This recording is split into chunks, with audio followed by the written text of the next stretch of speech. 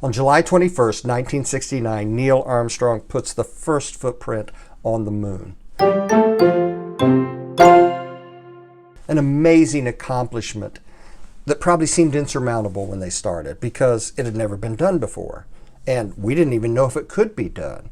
There were equipment and parts that had to be made up, designed, and engineered from scratch because they didn't exist.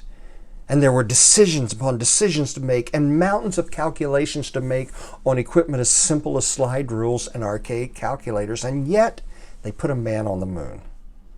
Now in 2 Chronicles chapters 2 through 5, you see Solomon facing the building of the temple, a seemingly insurmountable project for him. It probably felt as insurmountable as putting a man on the moon, and yet he did it. Not because he had money, not because he had authority, power, wealth, not because he was the king, but because he followed three basic principles.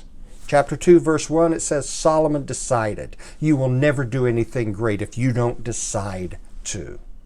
Chapter 3, verse 1 says that Solomon began.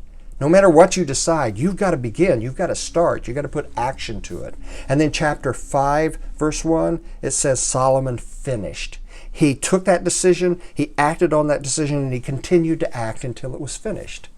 Now this is important because so many people want to do something great, but they never decide to. Or they decide to, but they never begin. They never put action to that decision. Or they put action to the decision, but somewhere along the line they get tired or discouraged and they just give up.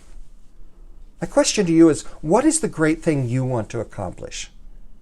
Whatever it is, you'll have to decide to, you'll have to begin to, and you'll have to continue to until it's finished. And I pray that kind of life for you, that you'll accomplish great things starting today. I'll see you next week.